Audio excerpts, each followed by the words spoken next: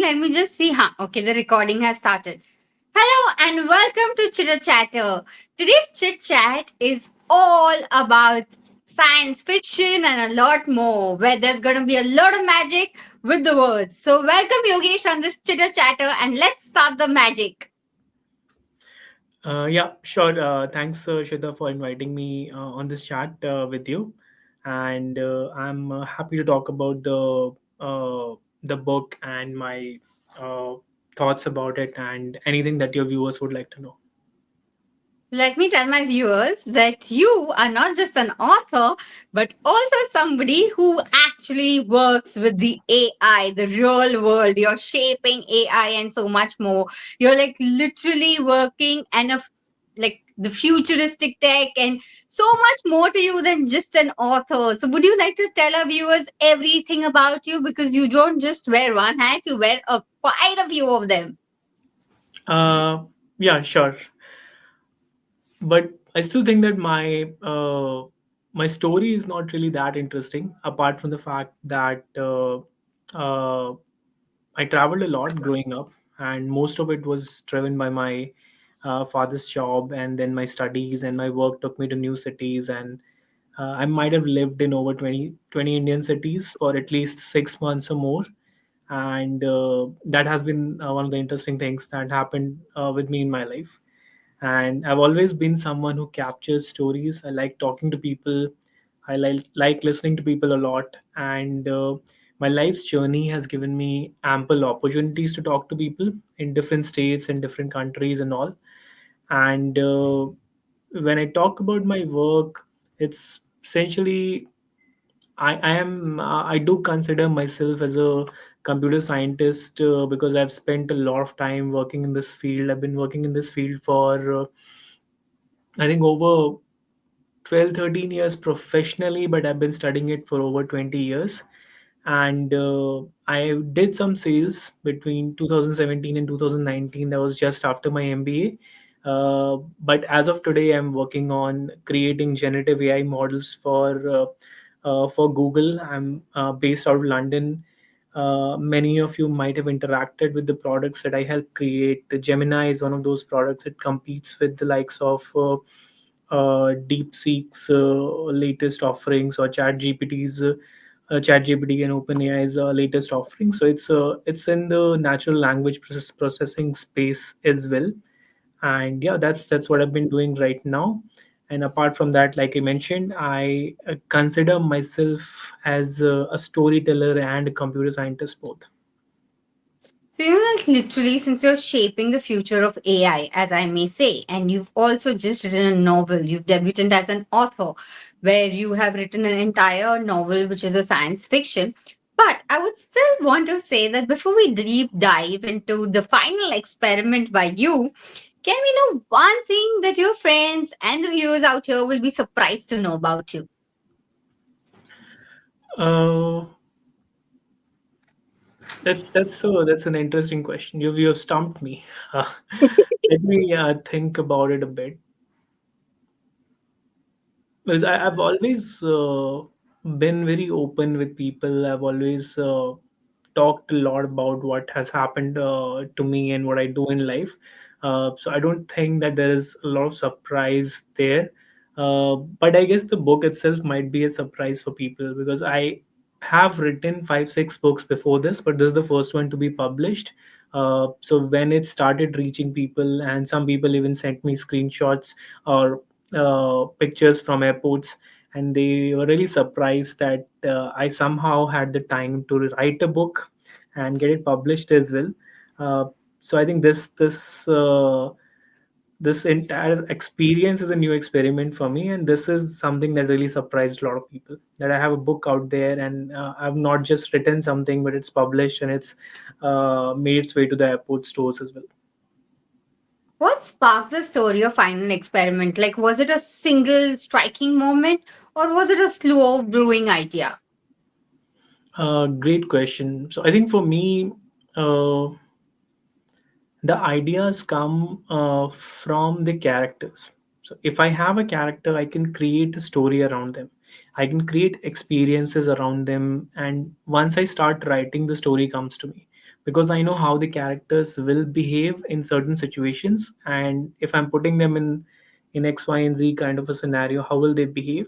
So it's very important for me to understand and create characters, and the story comes to me. So for example, even in the book, if you have four or five major characters, then the book just starts where it starts. But I know what happened to them when they were 2 years old, 5 years old, 10 years old, 15 years old. I create this character sketch, and not everything is told to the readers. But I have a very clear understanding of the motivations and the journeys of all of these characters, and that's how I start my stories. I if I think of interesting people, I start writing them up. I start creating their experiences, and then I know how they will behave in certain situations, and the story it kind of flows when I sit it on my laptop and start writing. So, the final experiment. I mean, the title is very intriguing because it's very simple, but at the same time, it's like, oh my God, what is the final experiment all about? And since it's a fiction genre, I would request, without spoilers, can you tell our viewers a little about it? Uh, it's a very human book. I would say it's not hard science fiction. It's a gateway science fiction for many people who have not tried it, and I'm pretty sure they would love to try more after this. So it talks about the divide we see in the world, where one decision can alter the course of generations to come. It talks about themes of social upward mobility and the struggle of those who are trying to be seen in a world that refuses to acknowledge their presence. It's about the blindness of growth and technology, and a strong belief that it instills in some people, leading the charge with it, and overlooking the human cost of innovation. So there are a lot of things that different people can take away from it. I don't want to guide any reader towards a message, because I've seen and read the reviews, and different people are taking away different things from the book. So I'm really glad that that's happening.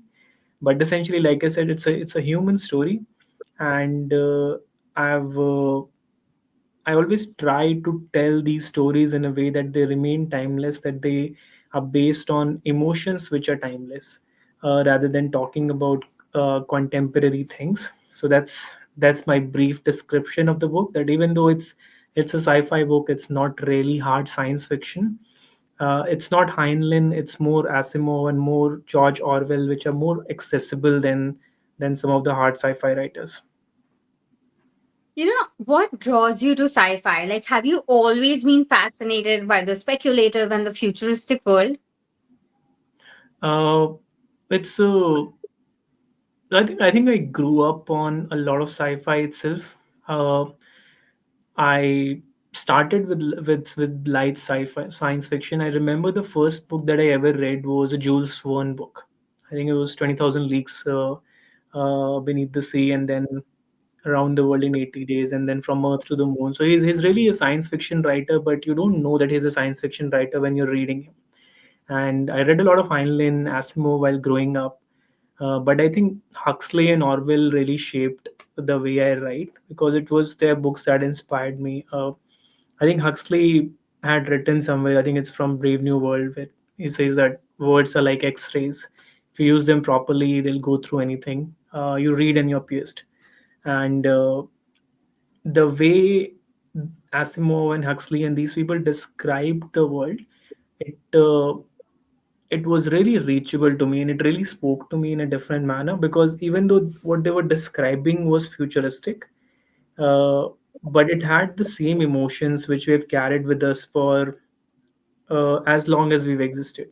For the entire 200,000 years of the existence of the species, we've always been driven by love, driven by hope, driven by the strive to be better, the strive to achieve something. And at the same time, we've always been divided by the very same things. So we've always been uh, a people who have wanted to be associated with tribes, people who've always wanted to, let's say, have smaller groups within themselves. So these things and these emotions and these traditions are not new, they're very old.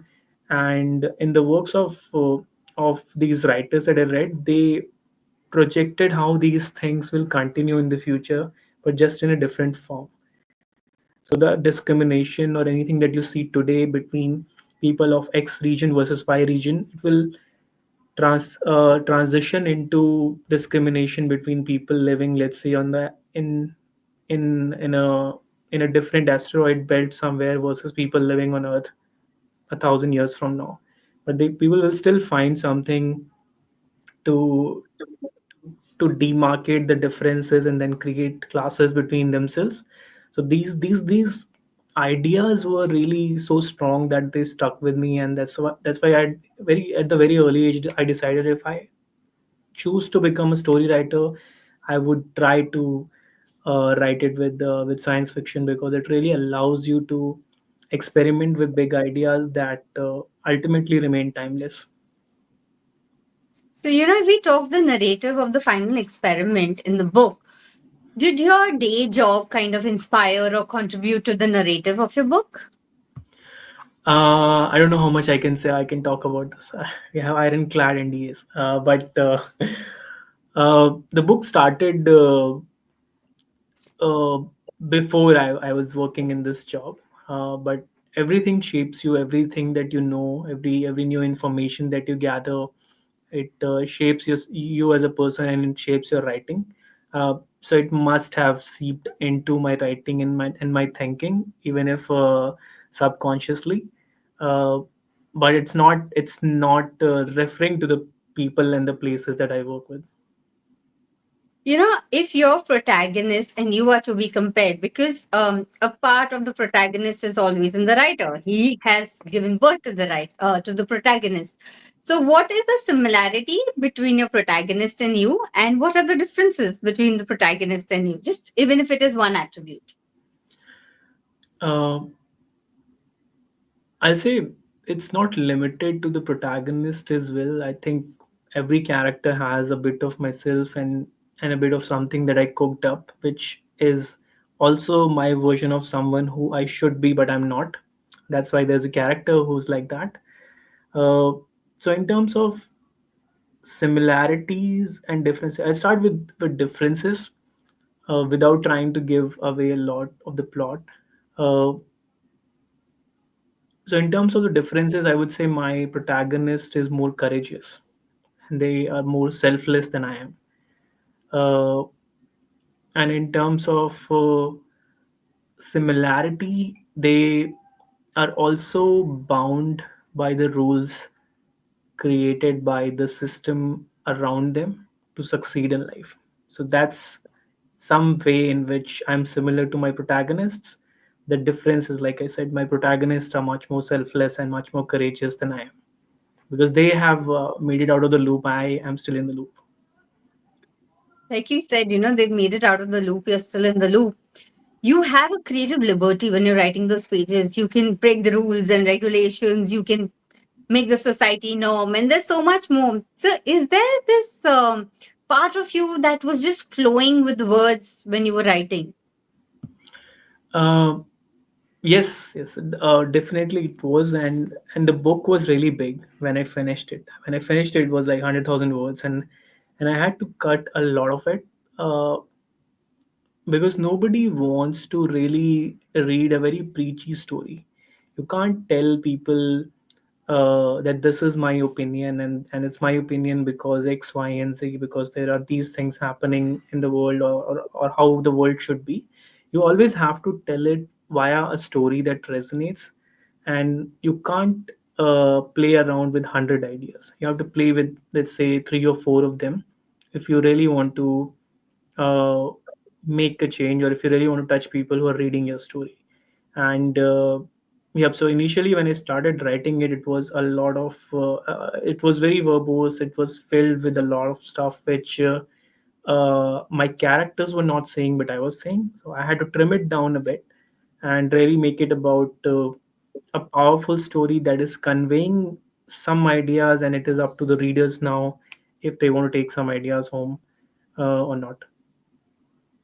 You wear many hats. How do you find the balance between creative flow and data driven execution? Um, it's a I think that's a great question, and there have been times when I've not been able to find the balance. There will certainly be days, and especially for people working in technology, there will be days and weeks when you're working 16-hour days, and it's up to you to draw the line and decide that I will not do that week by week. Doing it once in a couple of months is fine, but you have to make sure that you are reserving enough time for yourself, for your family, for your hobbies and pursuits, uh, because it's also a decompressor for me. It helps me blow off steam, because if I can put the thoughts in my mind on paper and create something out of it, it helps me it gives me the right boost to face the next day. So it's not easy finding the time. There's no easy answer for it. I won't preach anything that I am not being able to do. It's just that I made sure that I'm never too far away from the story, and I'm always spending some time working or reworking it, and uh, there wasn't, let's say, more than a 2 week period when I did not contribute anything to the story. So it's up to you to figure out a way to make time for things that you love. What was your writing ritual like? Like, was it coffee at midnight or spreadsheets by the day? Uh, None of these actually. My ritual is more, I would say, sporadic. I get bursts of ideas and inspiration, and if I am feeling really motivated in the middle of the day, I would even move my meetings around, and I would just start writing in the middle of the day. If I'm feeling that I should write in the night, I do that. It's not something that comes to me every single day, and once I have the story ready, then it becomes much more tedious, because then the next task is getting the story on paper, editing it, improving it.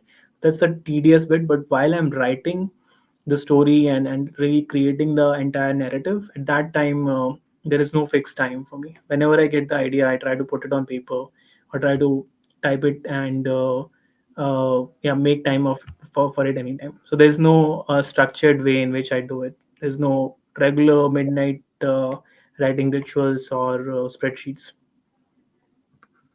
Have your IIM or Stanford experiences contributed in your character developing of your story in Final Experiment? uh, I'll say they have shaped me as a person, and they have helped me meet a lot of different kind of people with very different type of motivations in the world. These experiences and this education has put me in a place where I'm very closely in touch with the cutting edge technological work which is happening in the world. So I'll say they have influenced the work a lot, even if not directly the story, but they've helped me reach a point where I have access to a lot of different type of people whom I can always go and ask about certain things which not everybody has freely access to, and where I can also understand where we are going technologically 10 years from now, 15 years from now, and 20 years from now.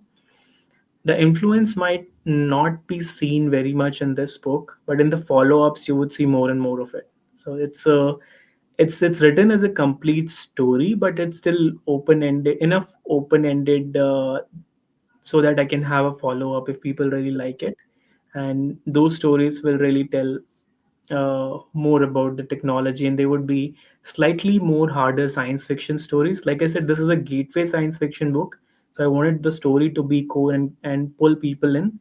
But in the coming books, you would see more of the influence of the job and the work that I'm doing.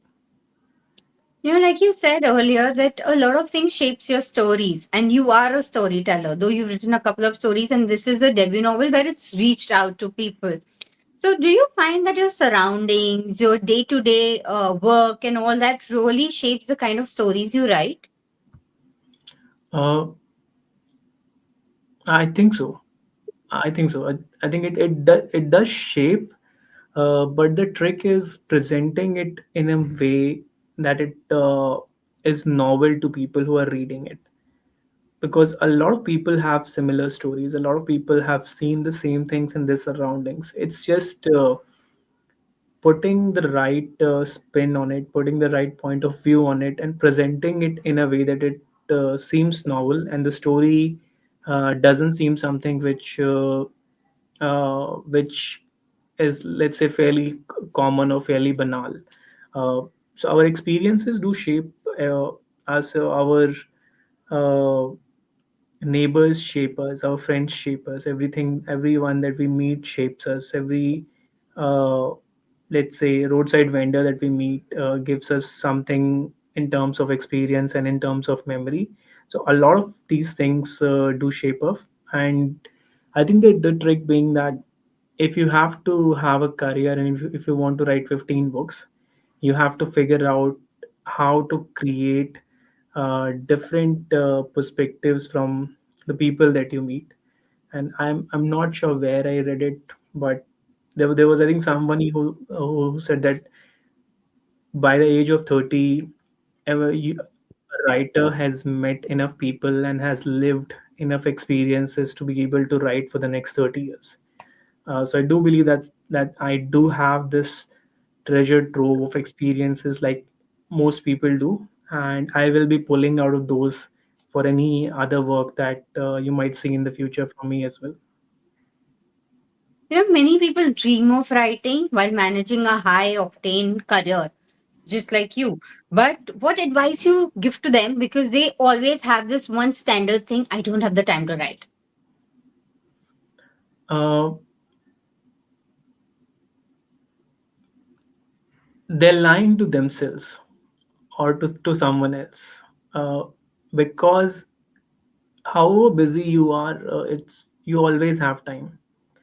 If somebody can make time for let's say watching one Netflix series every week, which is 10 episodes and 10 hours of your time. If you can make time for watching a cricket game and going to IPL, going to Firoz Shah Kotla or Achina Swami every week, you do have time. It's just your priorities are not aligned well, or that is your priority, that when you're not working you want to decompress, you want to have a good time, and you don't want to stress yourself by sitting in front of the laptop.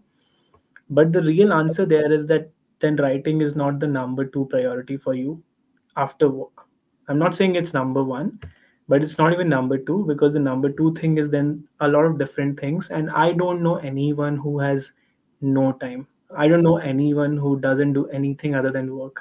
It's a it's a caricature of corporate people that we have created, but that's not true. Everyone that I know has European vacations, even if they're working 16 hours are days for the rest of the year, but they are spending, let's say, 20-25 days every year vacationing. And that's not a bad thing. I'm just saying that people do have time. It's just about the right level of motivation. I agree on that completely. And my next question about the final experiment: which character reflects your hopes or fears about the technology? Um, I'll say the founder is a very balanced character in that regard, because uh, the founder is the smartest character in the book, and she has really thought about a lot of these things. And there are decisions that she has taken which don't make practical sense, but which make sense in her mind, because she is able to see where technology will lead us if X, Y, or Z happens. So I think that character really is a very strong character, very decisive character. And she understands the positives and negatives of both the ways technology can take you in. And that's also why she's doing something that she's doing in the book, which only gets revealed in the later part of the book, that she's going through so many hopes to find someone. So I don't want to give away a lot of the story, Yeah, but no spoilers.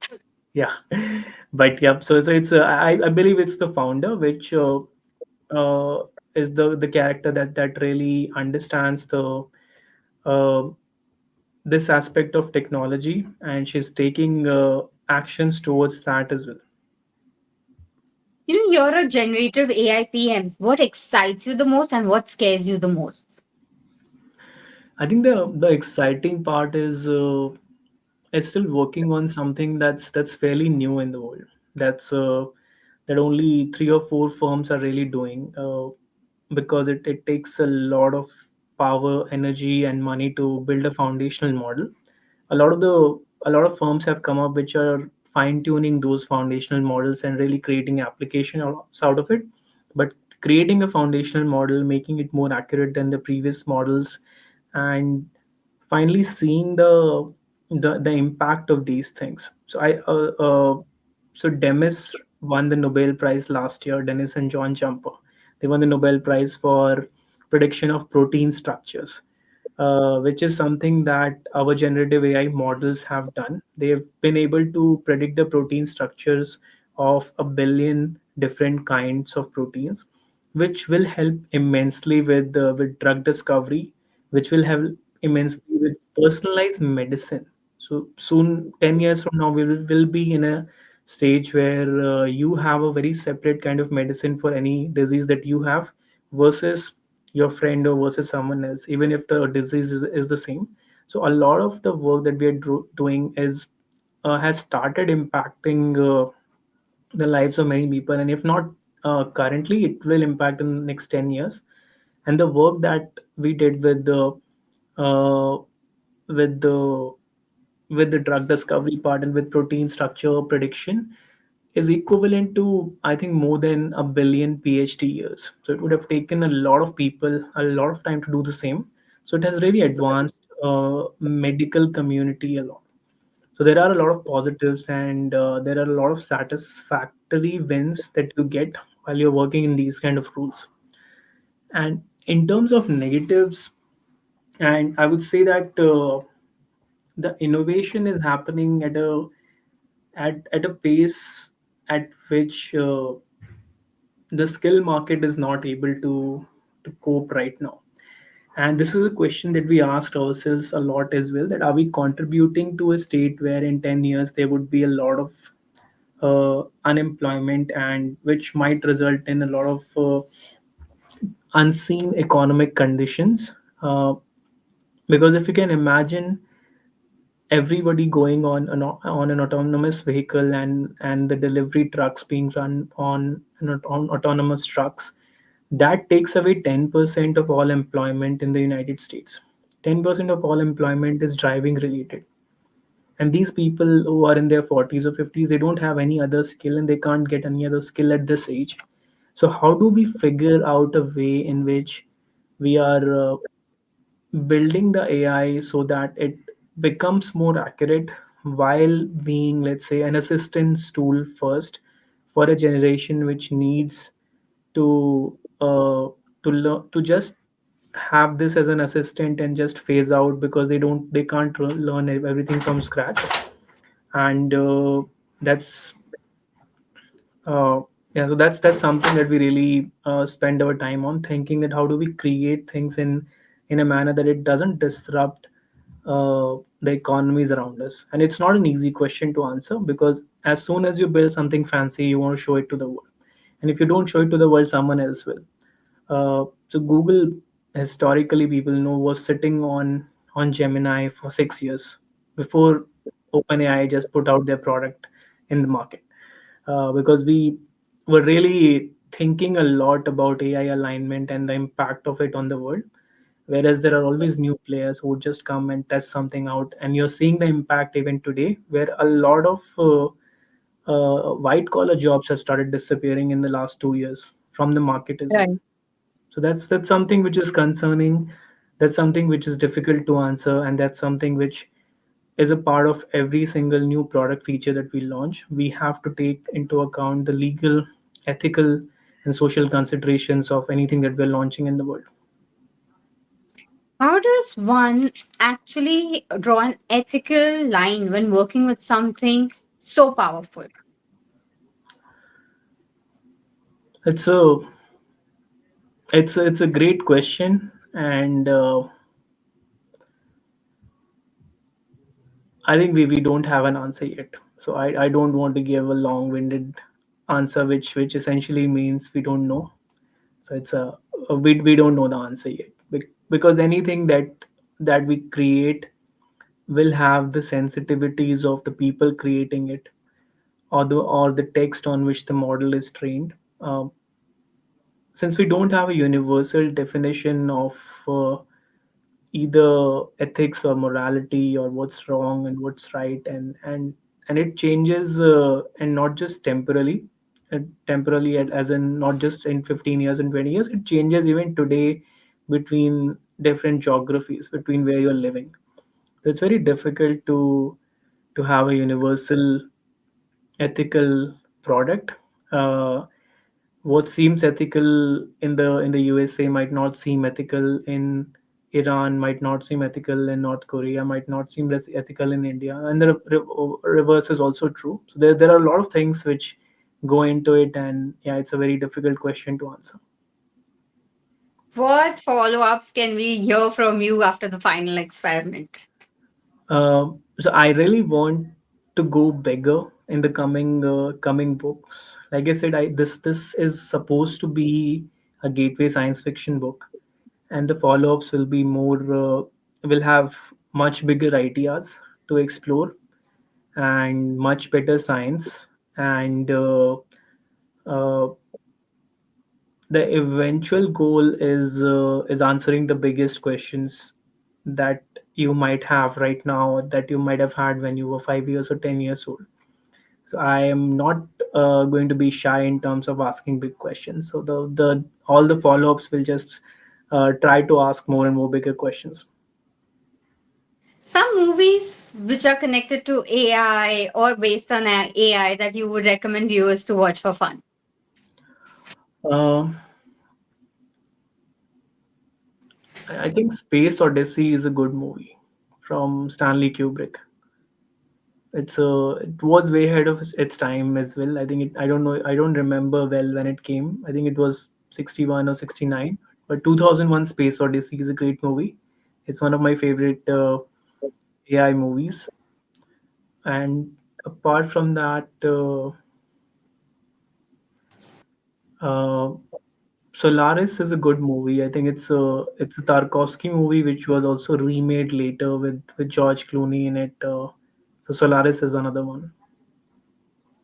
And today is the World Book Day and Copyright Day. What is your take on it and what do you want to say about it? Uh, I I think it's extremely important to celebrate things like this. It's giving books and the people who contribute to them their due. And given that we are moving in a direction where less and less people are reading books, but I'm not worried about that, because anything that you're creating, it gets passed to people in some other form. If they're not reading it, they're listening to it. If they're not listening to it, they maybe watch a movie based on it, or a show based on it. And the important thing about this is remembering and celebrating the people who are creating this, and also remembering that they have the intellectual property rights for it, that they are the ones who are always given the right amount of due for the things that they are creating. uh, because it takes a couple of years, or two, so even more than that, to create a good piece of fiction for a person. And in a lifetime, somebody would also only write 12, 13 books. So it makes, uh, let's say, it is the right thing to acknowledge them. It is the right thing to respect the IP rights. It's the right thing to celebrate these things from time to time. So that's my usual take on it.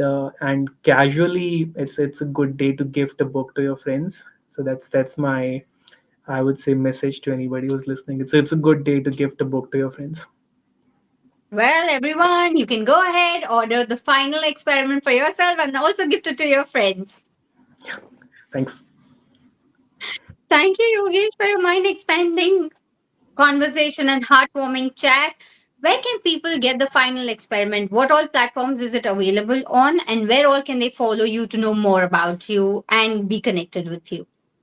Uh, the final experiment is available on Amazon. It's also available in a bookstore near you if you're living in India. It's available on all major airports. So my friends have sent me pics from Mumbai and Bangalore where they've seen the copy, but I think it's available on Mumbai, Bangalore, Hyderabad, Lucknow, a lot of other airports as well. Uh, it is also available in Kindle version on Amazon if you are into reading it online. So yeah, it's available in bookstores near you. It's available on Amazon in both paperback and Kindle version. And you And can where all can they follow you?